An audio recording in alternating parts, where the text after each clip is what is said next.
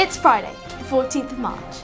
Welcome to the latest edition of Wycombe High TV News from the UK's only student-led school TV channel. I'm Emma, in Year 7. And I'm Scarlett, also in Year 7. And here are this week's Wycombe High headlines. Wycombe High students step into the shoes of world leaders to debate global issues at this year's Model United Nations event. To mark International Women's Day, Wycombe High welcomes Wycombe MP Emma Reynolds. Hi, I'm Ella. And I'm Rosanna. And we're here today with our local Labour MP Emma Reynolds to discuss all things politics, home and abroad. Plus, Latin students step back in time with a visit to Britain's largest Roman home and gardens. Hello, Wycombe High TV. We are at Fishbourne Palace. And we've had... But first, next week sees a massive game of football. The Under-12 County Cup final at Slough Town FC's Arbour Park Stadium, where Wycombe High take on Sir Henry Floyd Grammar School.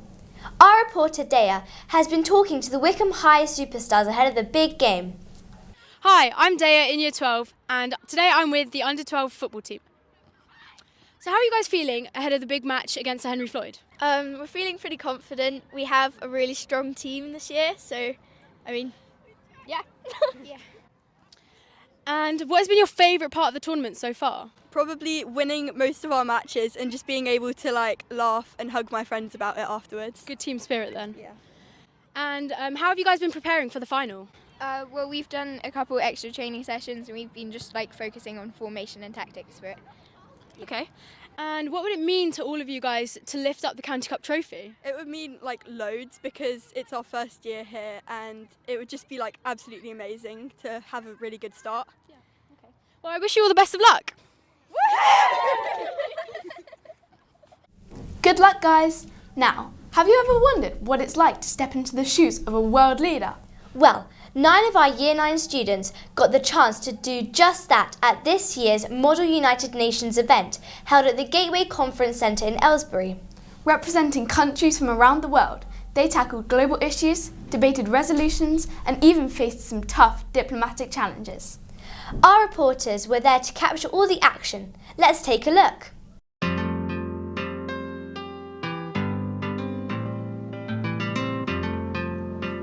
Hi, I'm Amishi. And I'm Lucy. And today we are at the Gateway Conference Centre for this year's Model United Nations.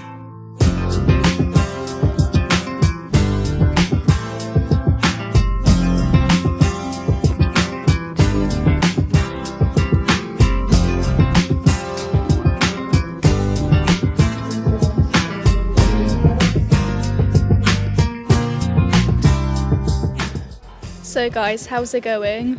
It's really fun and it's exciting and I'm definitely looking forward to the rest of the day. It's really nice to be surrounded by a lot of delegates from other schools and the speeches are really nice to hear and it feels like the real thing.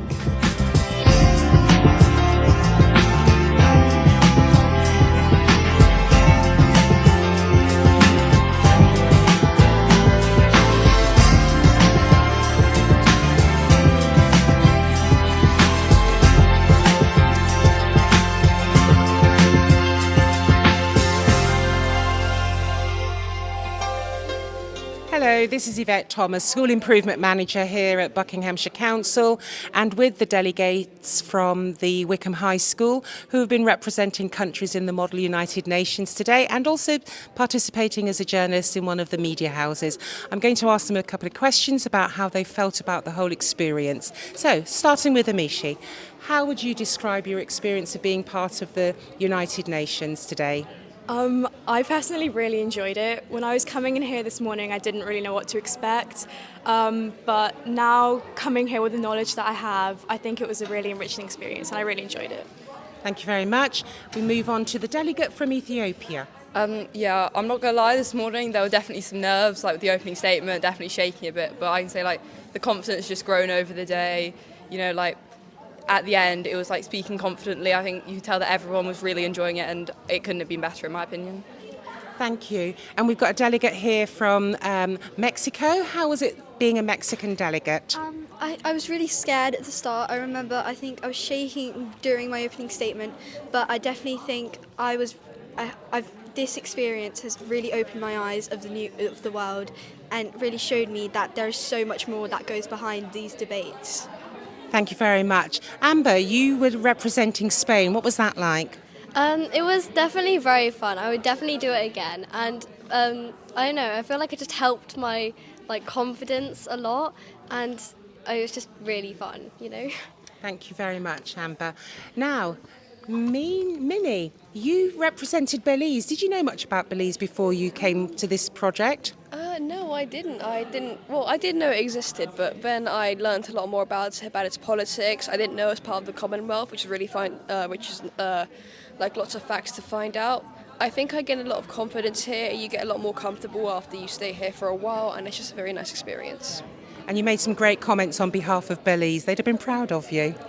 And so we have a delegate here from Canada, I believe. I remember, because you made some very good points. What was it like for you, the whole experience? I really enjoyed it. I really liked the public speaking aspect of it, and I liked how you had the microphone, you were able to control when your voice was heard, and I liked that you could pass notes around so you could talk to people even if you weren't the person who was speaking at the minute.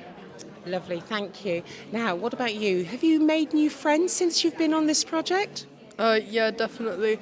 Coming in today, I was sort of unsure, but further on through the day, I just became more confident, and just everyone's really friendly and stuff. So. Lovely, thank you. Now, you represented Somalia. What was that like? At first, it was quite tricky because I didn't know anything about Somalia, but now I feel like I've learned a lot more, and just more not as just Somalia, but about loads of countries. I feel like I've learned just a lot more in general about the whole United Nations and everything. Lovely. And what's this experience been like for you? I think it was quite fun. I got to learn about different countries, and I think it was really fun. Oh, lovely. Thank you very much. And that's the students from Wycombe High School talking about their experience at Model United Nations. I hope other students from Wycombe High School will join us in future years. Thank you very much.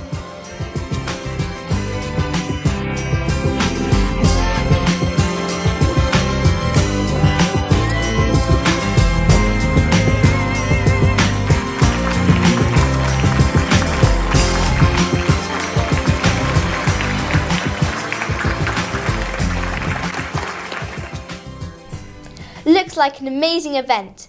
Now, to mark International Women's Day, Wycombe High welcomed a special guest, Emma Reynolds, the MP for Wycombe. She was greeted by our head teacher before heading to the lecture theatre, where she gave a talk and answered questions from our Year 12 and 13 politics students.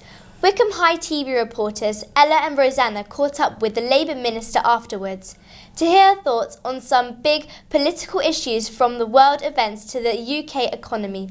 Here's what she had to say.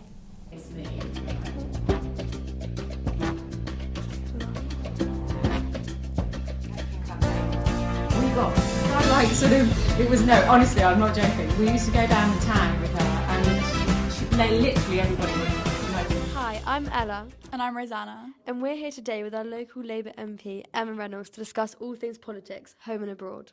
In terms of international news, the war in Ukraine is still ongoing. What are your opinions on what Donald Trump's kind of impacts, or what he's been saying about the war's been? Well, our Prime Minister went to Washington last week to meet with Donald Trump and to work with him and indeed European leaders who he convened in the UK last weekend to try and make sure that we can forge ahead with a lasting peace in Ukraine, but there can be no decision about Ukraine without Ukraine's voice and without Ukraine being at the table. And Keir Starmer has been very clear about that. The other implication for the UK and other European countries is that we are going to have to spend more money on defence because, as you know and as you've suggested, we've got war in Europe, and that's been going on for 3 years now. I think everybody wants to see the bloodshed and the fighting end, but that's not going to be easy. And obviously the US has been encouraging European nations to spend more on defence for some time. So we have taken the decision, which has been a really tough decision, to reduce spending on overseas development aid and increase spending on defence. And that was one of the things that the Prime Minister announced last week. Thank you. Thank you. Another concern that we would like to ask you about is on the increase in national insurance. Why would you say this decision was made, and what would you say the impacts are of it? So when Labour won power in July last year, we inherited a £22 billion fiscal black hole. We inherited an economy that is barely growing. And we also, unfortunately, inherited public services on their knees, whether it's the NHS or indeed schools have had a really hard time over the last few years. So Rachel Reeves, the Chancellor, who is in essence my boss because I'm a minister in the Treasury, had to take some really tough decisions at the budget to wipe the slate clean, to restore economic stability and to promote investment in our public services. And that was one of the reasons, unfortunately, that we had to increase national insurance contributions for employers, not for employees, because we had promised that we wouldn't do that. The smallest employers won't have to pay national insurance at all. So if you are a small employer employing 4 people on full-time on the national minimum wage, you won't have to pay national insurance, but admittedly a lot of other businesses will have to pay a little bit more, and that's because we need to ensure we get waiting lists down in the NHS. People are waiting far too long to be seen. We've got a backlog of something like 7.5 million operations that people are still waiting for.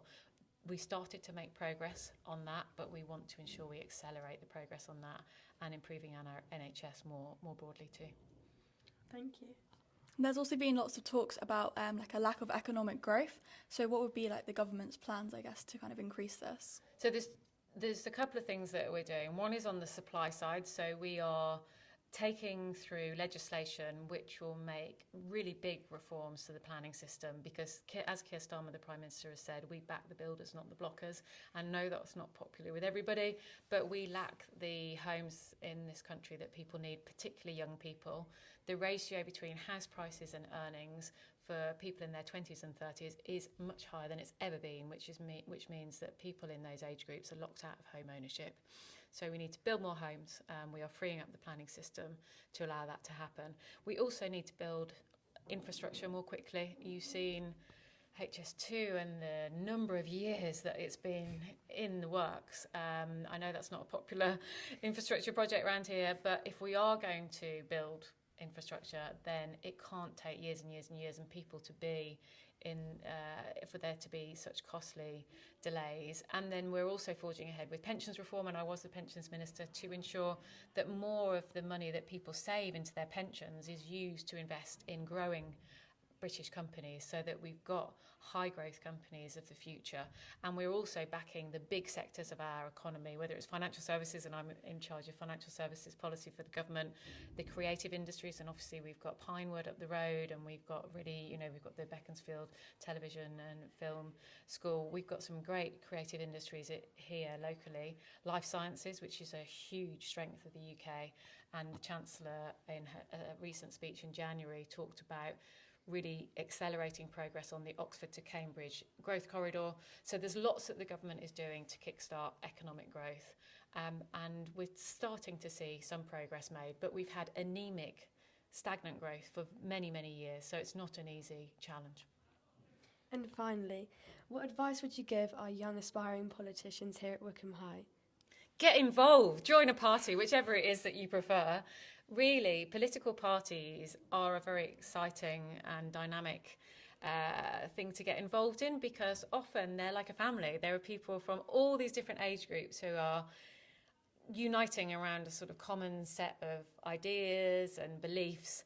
And I think, and I'm trying not to be party political about it, I'm a Labour Party MP, but, the other parties also are here locally. If you're really, really interested in politics, think about joining one of them.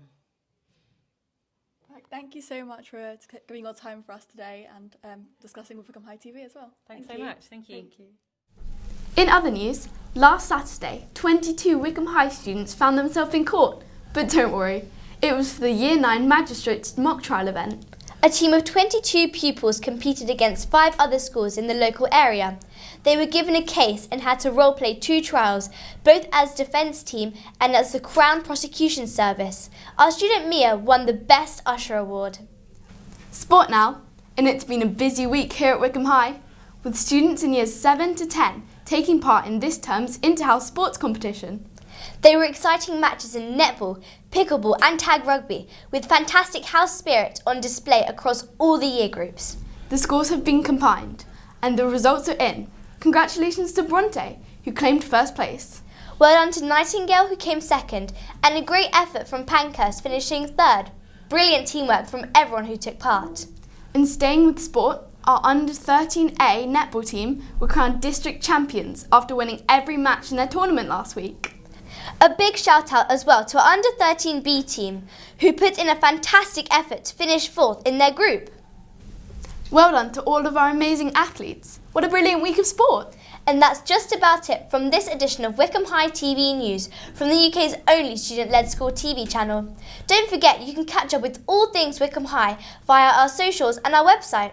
And we'll leave you with a look back at this week's student educational visit to Fishbourne Palace in Chichester to experience the largest Roman home and its gardens in Britain, alongside the country's largest collection of Roman mosaics in situ. The Roman villa is believed to be the home of King Cogbinumnus, which we learn about in Year 8. Goodbye for now. Have a great weekend. Goodbye. All good to go? Yeah. Hello, Wycombe High TV. We are at Fishbourne Palace and we've had an absolutely tremendous day. We have looked round the site, we've seen the mosaics, we've been to the museum, and the guys have just had a workshop where they were trying on Roman clothes, looking at Roman artifacts. So it has been a really good day. Quite a long drive, but other than that, fantastic. Fishbourne Palace, Chichester, home of Cogbinumnus. We've had a great time.